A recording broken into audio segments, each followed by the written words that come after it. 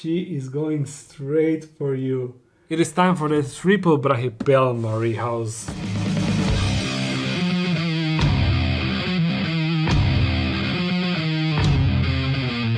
But first I need to show you the progress. But I need to turn on the lights because it is nighttime. A bit further. You see, I made the second shelf and all the enclosures are here, although the enclosures are not finished. I don't have the door installed or top ventilation. Also the backgrounds are lacking, but yeah, that is it. And the reason why you see shelves aren't standing side by side, reason is the floor is uneven, and yeah, you see it starts from here and it just continues to go like that. And technically I can connect them with some sort of screw and push it like this, but then entire construction would bend too much and I don't want to do that. And eventually I will be moving them in the new dark den, so for now it will be like that. And I actually need more light. Just a second. Yeah, now you can see it much better. But I also installed a light system. Currently it is working only for these two enclosures, but I installed them on every shelf. You can see there is a light fixture on every shelf, but only these two are connected currently. And the reason for that is obvious, of course. They are the only enclosures on those shelves with tarantulas. You see, the rest is just empty, waiting for more. And that's why we are doing the triple Brachypelma rehouse, because those three enclosures will go here. And now let me show you the progress inside of these three enclosures. You see, none of them is using their height, but Grammostola pulchara was super busy with destroying my work. You see, she's actually the first tarantula that destroyed the background, at least tried to destroy it. You see, she pulled all the styrofoam and stuff. Bad tarantula. And none of them bury or dig or anything like that. They are just standing there, which is actually better for me because I have now nice display. I just need to remove all that white ugly stuff, but it is really nice display to see the tarantulas outside. And when it comes to these two, you see avicularia, she actually this is something that I am not looking forward to, but she's webbing the front door.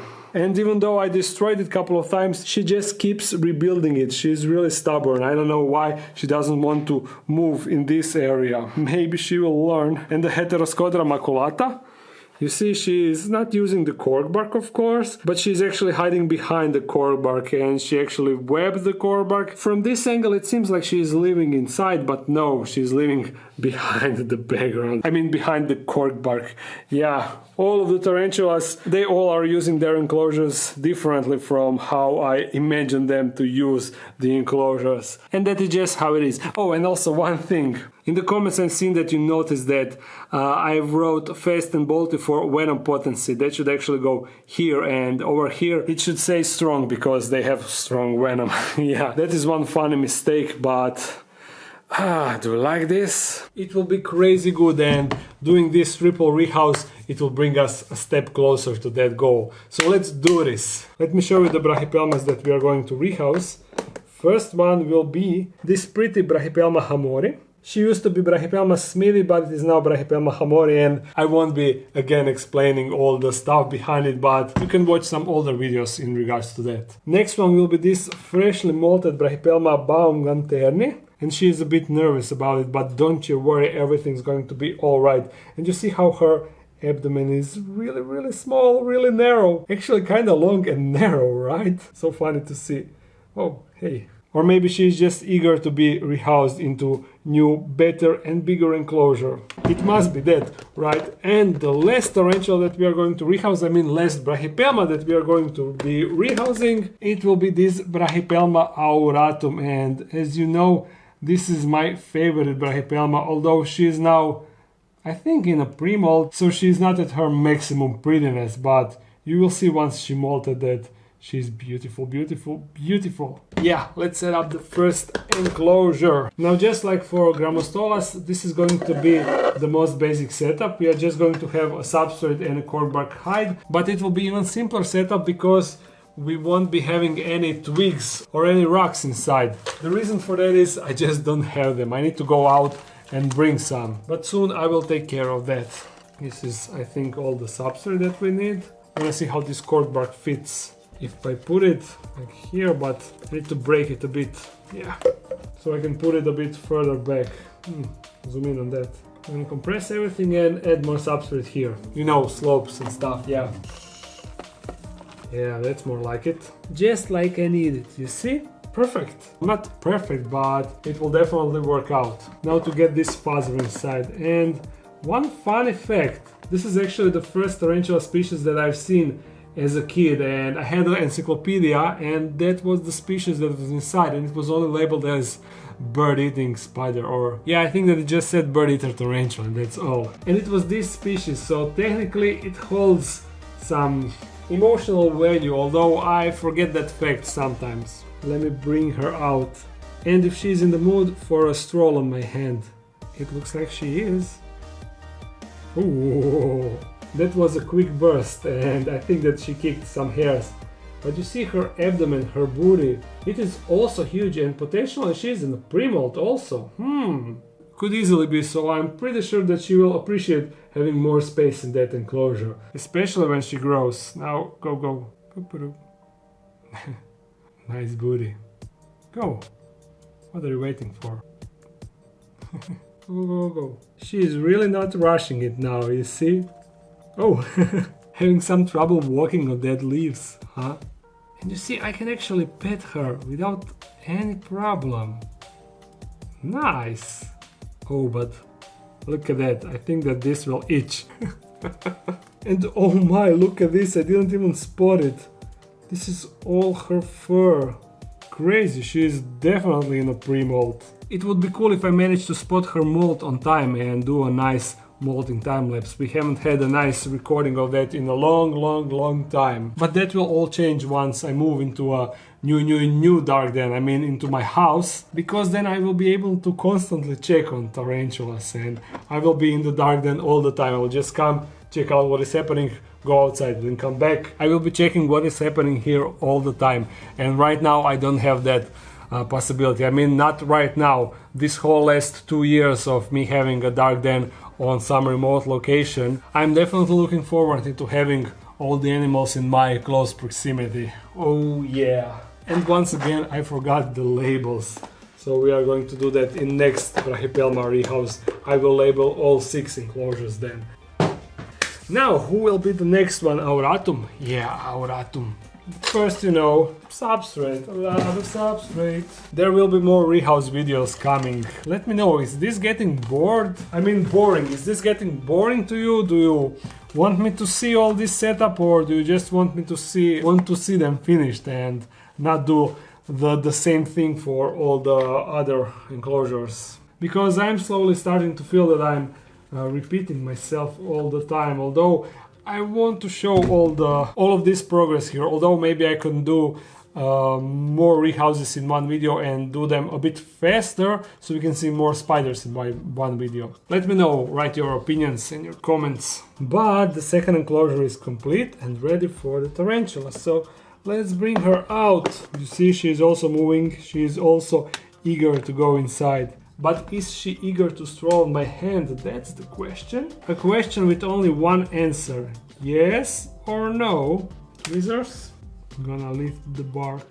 Is this good enough? I know that she's not on my hand, but it's almost like she is. And my face is a bit itchy. I guess I was touching my face too much after handling the first tarantula, and now I got the hairs on my face, which is not that comfortable, to be honest. I'm going to put her here and poke her with the stick, although, yeah, you see, she is definitely in a pre-molt.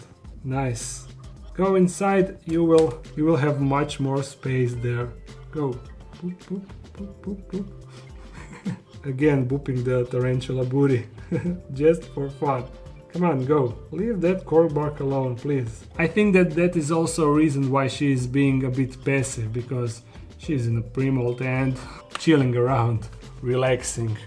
Next, tarantula. Just need to put her on a shelf. And now we can set up the last enclosure. Oh, and here I don't have top lid. And this is actually a kind of different design than the previous enclosure, because you see, this part is fixed. You cannot move this, and only this is the length of glass that you can slide in and out. Still equally practical, but a bit easier to make, and also a bit easier to maintain, or yeah, you see, like that. This is the movable part, while in previous two enclosures you could remove this whole section together with the ventilation, but there is really no point into having that removable, because you're not gaining anything. The reason why I want a removable top lid is because when you are doing enclosure maintenance and building the enclosure, then it is much easier to approach it and do the stuff, to add the substrate, to put in cork barks. Yeah, it is much easier. And now I notice that this enclosure is actually really dirty. I forgot to clean them. Give me a second. There we go. I made it a bit cleaner, but not too much, because we are going to put the substrate inside anyway, and in reality I only want the door to be clean. Yeah. And you see, they are clean now. We just need the substrate, and we are going to add it this time like this. You see, it worked. The substrate is in, the hide somehow magically, her hide from this enclosure somehow magically appeared in this enclosure. I have no idea how. It just happened. Now let's move her. Even though she is freshly molted, as I said, she molted like a week and a half ago, so she's completely hardened by now, and that's why we can do this rehouse. Otherwise, if she was super freshly molted, then it is not really that smart to rehouse the tarantula. Wanna go on a stroll, baby? Yeah, I want to stroll outside of the enclosure, maybe on my hand. I don't have enough hands to poke her. Yeah, I need to do this differently. Once again, the same thing. Oh, but look how gorgeous she is. This black color on her legs is really, really black. Look at this. Super black. I'm impressed every time I see this. You see how pretty. What a pretty tarantula.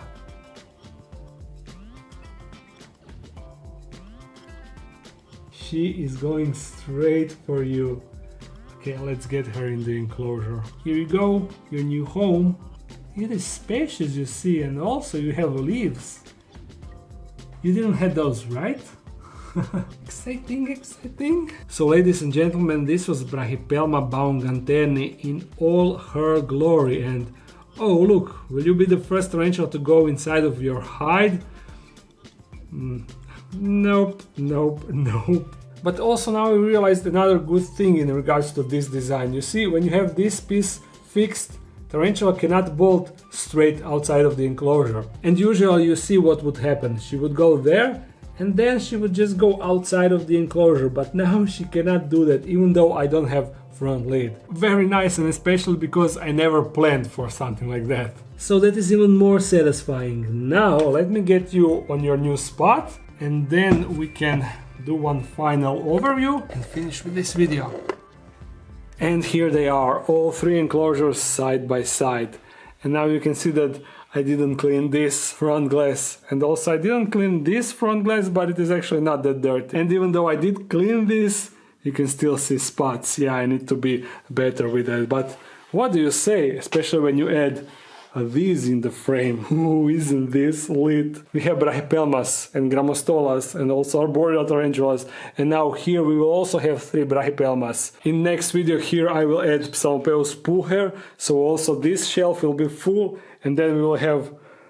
Oh, so nice! I am super satisfied with this, and I hope that you are also satisfied. Now in the comments, as I said, write me your suggestions if you want me to spice these rehouse videos somehow, and if you indeed find them boring, yeah, write it down and I will check it out. Now, I hope you enjoyed this video. If you did, thumbs it up and comment something. If you want to support this channel more, there's a Patreon page. If you're new to this channel, make sure to subscribe. I upload every Monday and Friday, so see you again soon. Bye!